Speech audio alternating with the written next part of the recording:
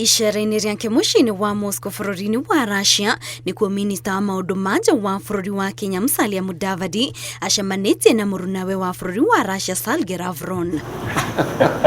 Mũcemanio-inĩ ũcio maiguithanĩirie atĩ kwambĩrĩria rĩu Akenya matigũkorwo magĩtĩkĩrio kuoha thabarĩ ingĩ cia gũthiĩ kũnyita itemi mbara-inĩ ĩrĩa ĩkoretwo ĩgĩthiĩ na mbere makĩria ma ihinda rĩa mĩaka 4 gatagatĩ ga bũrũri wa Russia na Ukraine. I want to make it clear that we have now agreed that Kenyans shall not be enlisted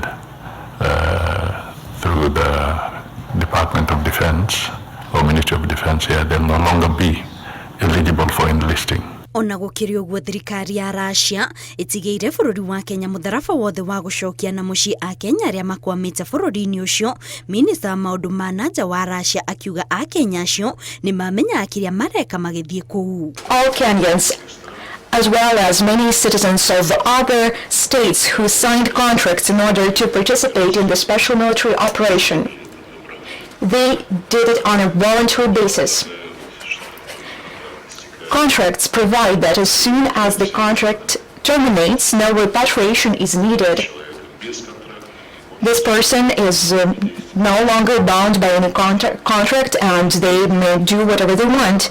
Kũringana na riboti cia ministry ya maũndũ ma nanja wa bũrũri, Akenya matanyihire 252 nĩo mandĩkithĩtio gĩkundi-inĩ kĩa mbirarũ iria irarũa Russia, na rĩu ũbarũthi wa Kenya bũrũri-inĩ wa Russia nĩ ũtanyĩtwo kwambĩrĩria mĩhang'o ya gũcokia Akenya aya na mũciĩ.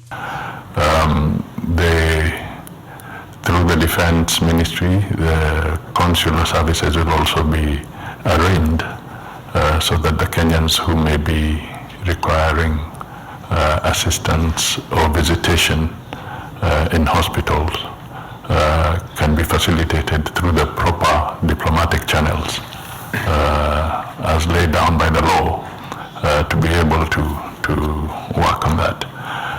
Kũrerĩkana gũkinyĩria rĩu Akenya 10 nĩo makwĩrĩire mbara-inĩ ĩyo ya Russia na Ukraine.